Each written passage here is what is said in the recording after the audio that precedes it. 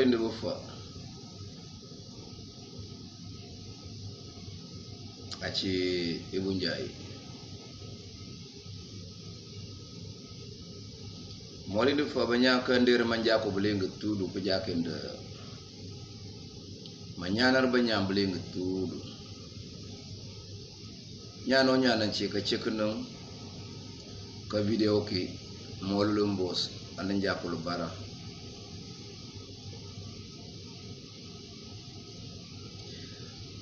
bon nyano nyan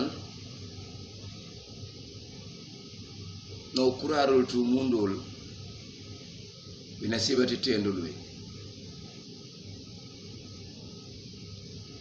anasibati tendu banyano kurara bulinga tu ochi bi nasibati kaka tendu nalongun cham nalonchi yende tendu cham ma nasibati tendu lul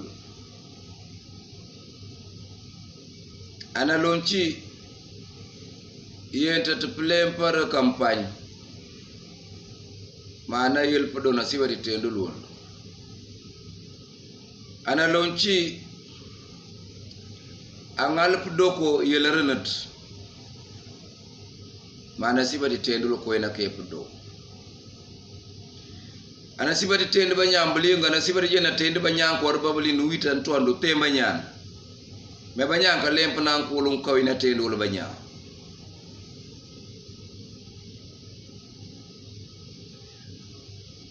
anje mawlu banyambo sublinga tutu mundu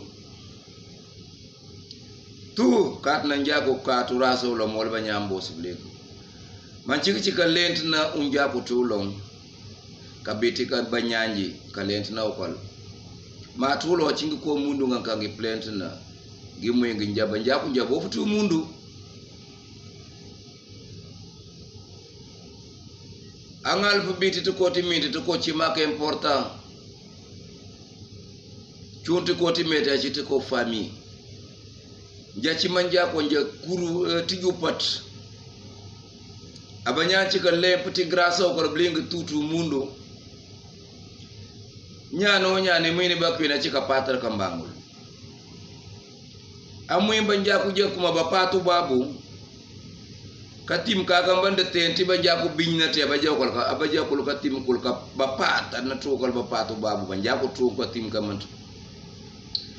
ajo chim gija tibetiem unchi kanawa puro pia karum ego tepu karum makro pater ka fet mpater to ka fet mdeki karum uli banjaku dorunja na patu babu enu ma tepu karum manu pater ka fet upati joru tepu ka fet nyana mtu karu tepu karum ma yinkri njachi baka pater karum jagaru ita kuita ka fet banyamba chuma la chika doko mtu tebu yikrenat nyaja baka patra biye no tanya iru kwa kaka fet ajintu banyanja karanko pekoncham pulchipum pacha nya koncham no pe banya patana ngie parabataf konchi pacha chiti pekoncham uchim koncham na pacha pimja pim pacha pul kuruka chidi roble ngi nyata ngi mwingi mdike puri penagasa modu chiti pekoncham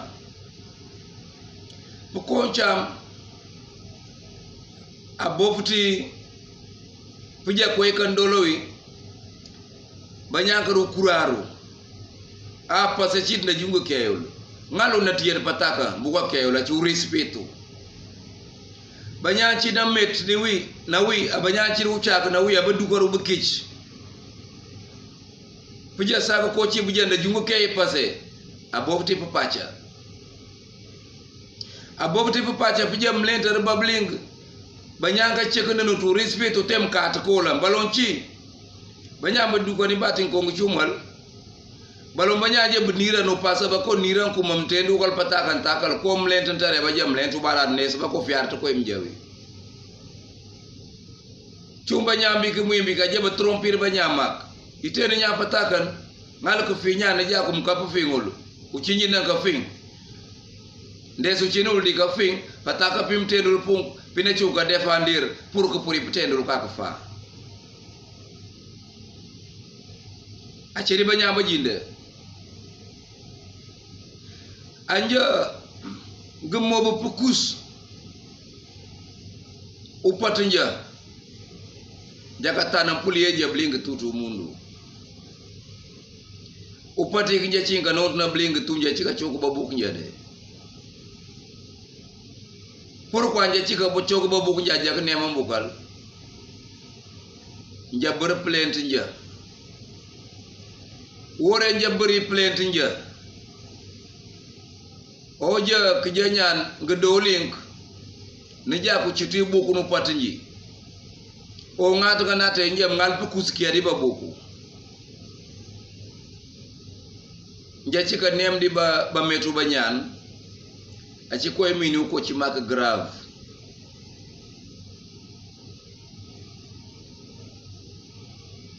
uma na padna njako ka jaka na padna njako raba bling na kodi ka tew njako tena njako bokulu anino na sinu la batew njako ujako upata tiatu njako upata miatu basimbu kalbiki batareki uma njaka tara raba bling bu upata njadi ka meler umango songo chiwishi nja banyambo mbuki ko upata umatana ko pasko upata miatu kola mjako liandika to sinu ni adul wina chia sinu lokalom propi mdiknata kia dika to tumaku riganata na bidika to taul woro muntu chitu na pat dika wulu bieno lo baga puma pia dika to sinu tenja donja janata ko manga to sinu mbanda ka jakol papa bufa na jako blom mlungia apapa ochia anna wachia maular mbos muntu njom tijim jampas mu metare nja angal fo poser ka question we kaw ba nyanja at bi yal rati ba chiti arba ka bi ke cham ko yin kuraro itulu konti mangar serme mengi ka jaga ngubling tu mangar ser chim do metare nja ko njotini tinjatank achi problem uncha ampapa awe tijungu mantunga arba kar koy bandatu untanu chak ko tijitu ko tumantatu biasa tijuntul adoja banyal lemp buru lemp arba bling beja ku manga pananu chanja ka wala na weka mapata ku babu wala na weka manung pata ku babu we ko na tapu babu te chitka yam pakan chitka wara chitu sorti ati organisation banjako e biye sir bijana weka computer ana weka tep ana bandu babu ana wite wore ne wite wonko ne tende nan toy uncham na lamba tawol bi gina du ko konko yengre am daye nan toy dembat ba pakata keus ne mobu nyanan tepungu babu ka pelenul bandu kay mo jena bandi ne tende nan toy uncham ne jungar ko jungar nurola ba tawlu ka de na bikitu makul balon na ba sinul balon ba dela après ba garser nul manke wel to kol te moyti de ba metu prasa pina ngalpi ndoga tawlu dul worem dolan kiyank mjidi ko topa ci ba centu mtuto projet to metari ne ba centu balon garu te bi jamando projet ba tanji de on cham projet pi muy pi dopul ma wantu bitike pour tanji salaire ci tin metari mando ka to andugutu la tanji temdi kurulo salaire mais worem la ngon ka to na de uncham nja de uncham pasana ko komitera ana komitero mutana na do no chanki ja kuma de uncham tek yang ka to ko l'agence immobilier agence de mutana do ko pana no chanki lokol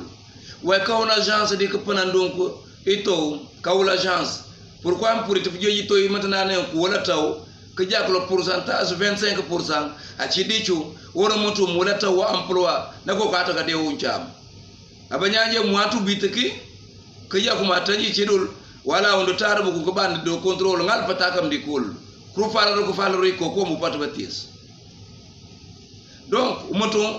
a ci parenthèse lo ndi ngal dépend parce que balon ke kurar bu jewunda lepp na banya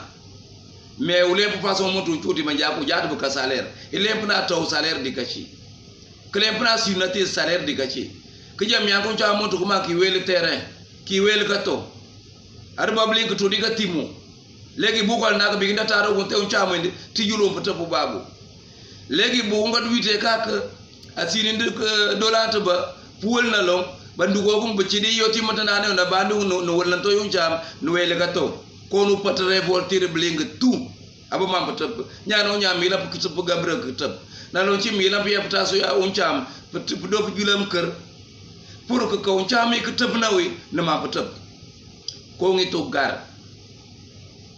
yu banyak ci kayandar na betas di manjako ci ka tepwar nam ba donc bare ko diga kurara centul no kurar pel terrain na ka towul na arul no patul legi bandu ko kunk we ba kurar won bu ko je yinkri ko ma jana bani no wele ka towul mbo yinkri won ka ta buga on cha ci to pour tapande ba nyam bling wala to makul no ga jema ti bana lolan ka daga tina cent mber nimti yuna ko patat ke jam bonji malinga na man ti bana lon ko jota do ko to legi bandu ko kunk brevoltir chungi na we ndawi ni ba nyaandu ko ci ga jeji bling parce que sak nyaandu lempar bienol a jotini di upunari ba nyaandi gatto nyaaka to pa ci ra centul ba wite nje jakku ma jatar buku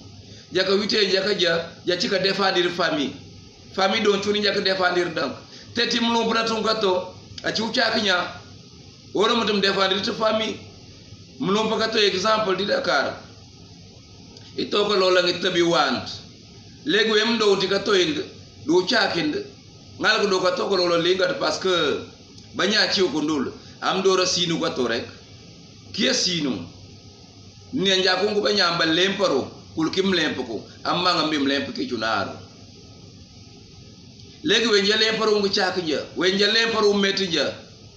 donc banya préférer pija pour nyaag nyambu ko lam kap je nyambu ko jakol tending ko liba chumal préférer tena tedo en même temps ndulent banya na ko telu ko nama ya achi problème pour tinja donc aw chimpantul kajende ko mutana non tijumba nya pu garser mais nje do witara nga ko bi nga cebi banya do no ja mtepa ga bandi ko tonga mbataw to table jabal ngino ni mangal mambandi anja lent njaka tenko jangalwi même pour ir comme bunu ci ka censure ki ja ka pit nan to yiku mando ngal nje pour pe cengankol ne rami jaka do tolu muini maraîchage man je public coûtera 3 millions man je jaka fari parcelle na ba ninje na batanya bakata ban ci kirul ngam machine ka ci lu ngi mengo ko do tulamba nyanga ko parce que maraîchage ci umba delan tari tu mundu abanya wimbling kuma Afrique do tuti ko la babu bitaka bari babu inja furu wink buite ka yank mbos njati Afrique babu wite ba cika yank mbos ti Afrique mais nja cika tende anja cika wi pourquoi na babu winja kam ma putabri babu bu pone puite rinja mbos ka da ci du babu mbos du ko di Afrique abanya yekrumbling kuma mbos manche meti Afrique du ko man tiyena udagi umundu ababa wuci ka totra mbos di mbos ba jinal anja tiyi mbos njaba jinal njaba nyamba je ki pita single pro sirtu njaba njako nja tiyi mbos mantumo anja ka pes platir mul aja pok nyano ma bata bu babu ndoka to eso chim ndoka to du babu am tori du la mian retraite am bi muite am to am ka vivre pendant combien de temps encore kling diga to ko mantuko balokateur lu ko de justice na bukal ko ka ko neju nor tenga mitere nga njongo ci di yenje toujours nga ko ci nga ko rika bade donc pour créer lon ko gérer rôle a pep mat bi jam te pu babu pour do ka to ko lantaji baka paniki to am do baka to re ko mundu ba wanga tulu banya ka dépasser nga ko mantugo o mundu ci investissement ka to ci ka penti ni ko moy ka to ko penti nak ko moy ija moel terrain 40 millions que ka ko to 10 ans pour plein parcours que bap do ko bak yank retraite ñake lempar ka to ko penti pour moy o mundu ci te pour banya ba moy o mundu ci pour banya nata blemp investissement worem lempo kum du ko rabu ko emploi to mundu il est temps ko du ko bo ko njeto men jaka du ko ko ko ti blemp nati parce que lemp ka bi ñata ka fandu mundu ka ñata ñaan ja ci 2021 tari mais que tep jusqu'au 2030 2040 pour ko lemp ka ñat nga agression ka pel ka banya ka ngalu lemp buri ka o cim do lemp ka pita temu am do ko entreprise am do ngolo ko bija abu nyani ga mbuke di famille pour ka ko ende wetul amata bija banya ka yapichat di nawa c'est parce que mkata ba koy ko mo ban witi sonk tep ka nawa tijung cit ko ci facile mais wala ci mu barari mais banya jeb jebli ba jako pacha est-ce que nja profiter de pacha nja est-ce que nja profiter de pacha nja manja ko pandi Guinée Bissau anja tesis do longo força anja bani di Dakar Sénégal jakato força manja ci ka lempatu mpana import nje de lukati ti Sénégal ti to manjako budget Sénégal di import dir parce que je ci ka lempar nga ciaka banya anja dug nga ciaka nja parce que nge panya jeng jakaru luk te je ka katru nchamu chawra tinya ka tawla tinya num cham uronti ka todo wolwa nyanum cham banya beta ka yefta su lemp jakaru lemp di entreprise ngen industrie nga ci ka wat ko banya ci ka lem ka to ka pint ka da je nyan natam kay tabi wanti bakar ka to ka lolan tan ki muy kay lamp lemp 20 millions bara ko ti ka pit c'est des ka tije do million na banya bi ka lemp ki tul 20 millions ti turi de brembem ka bi 20 millions ti manja ko ti ka koy muy ni sanja dépasser ko ndoni kura te ule pum kaju tan ti solution mkaju bu ko to banya ka yirobo usubali ci do banya ka yirobo mais da junga tena ulo mulemp mbo fatina plempum kaju ge maraîchage ci anga ngijen ci gat prise nga tis ngi ci gi mwengi banya mundur ko ci ba dela mais ka jaaru mundu ba ka jaar ba dela mpanam bakul am ne yotim kaju babu ka wita ki pint jaka yiro bonde te bu kundu babu bu ko pek pep labata parce que ore banya yire wo bom bu ko du babu ka da jugo bataka ndig dug ba ni na basino be kitama ko baba yiro bon ko jugo chandi ba donc batasa bu kundu babu ko diga ka importance parce que bigi mom bonatu ba batasa donc da créer ba i condition ba nya plein public land pour jugo nu cham bigi ka monu cham ba nya ka ci bling tout ti penaka sa nguwejet parce que wejet na ka sa ta bare problème point que papa amu nga matu nga ci bling tout ba nya perdre culture chompi ci ka jati leg wore nja joti pi juk plainte ba ñaan anja beur plainte nja ko kata lent na nja kata lent na ngusi nja ganci ngi valeur nambane ngu jaw potati atu jaku nja ba ko tekala mu babu tan tewim ci na jaku ma jaki polti tout à l'heure o pat met nga ndima nja wi ba ñaay yeman nga yemangi bling tungu ko machi tinja parce que ko yemanga dina sibati nga cumal ngi ma jaku yemangi abanyanja ngima mbanda tu babu balo njap jaka abunga kaka jaki dun ngima mbandu babu anta banyamba chika chardu babu abachi upat bako chum nyame tu chika fimba nyandu babu ngambling de jungu tasabling jatas ba jakamme banyaka jabru tuk nganta bukal anga buka be kamanul ku tugunta go ke chardu babu punga tisi banyama nyabu kamandru tab dingen tab bu ci ban namundi est-ce que upat jaadu bi cer jongon tab e bi cet upat jaadu cer du babwa e bi cet ka ti pa dugoti ko nyaake do timetul na tapani do da jungulent njatarti jaka wat ngwas nja jaka wat yisinja jaka wat nga kongi njati ngeti ngwas nja jaka lemp ti njachiti nja pogba lemp ti njachiti jaka teprim boso ba babu jaka ru lempar balong kijana pelo no weja tukrutendo luncham njaka ka peta ni chuni ka peta ni na barari amingi na barari kurutendo luncham kurudo projet na babugu cha rude uncham tenyandi kame worende gablori banyaka ko me atawuka ci kijama njando projet na nul bide nuncham a préférir abuku cha bide uncham kudugu banyambi ki membi ki bako ci bataw préférir banyam rude uncham kudugu banyamba ci ki bataw mais bataw de uncham pourquoi ba de uncham njatul tout de suite parce que ndaka ta salaire tout metare no mul banya salaire diga de uncham en matière à faire ka yet cititul wore njabi do faire na banya da prani ka yet banyaka lempti tu barare banyaka penanga ko gi muy nga ko ci tu barare e jaga tungul tu tabal na sibat no la manyam pies na sibat ko ba nyap taf banyaka tel bu tungu ko tu barare ko njatu ba tu njatu bol tu barare rek jaka choko bling tu jaka respectari procedure manjaku ko bi ba je biandar ka do wanka ka ci wutu bi ci bi muimbi maka kan tijibul a ci bi ci plan kan toujours bi je ka tudi ojo banya ka rule na koy kan tiji banya parce que nyancet no mewul nyandi ka me koy na le biti mundu société wul nyano nyaka koy na sibati tendoyi wala anja njaka toti ngumatu ngombleg jaka wot pija nyalent arba bleg njaka tupul ko warat ni lent koy na ngalui iri mi war chit nyano nyaay klent bi muy nerbi donc na ware bat na jeyitul na lempna ana lombi jara seretul no wot na lonke lempna aci premb gapam iri mi ambling tu aci puri rimejis na sibati jam ten toti beri mi keji si banyan ngira sibati propi ka lokul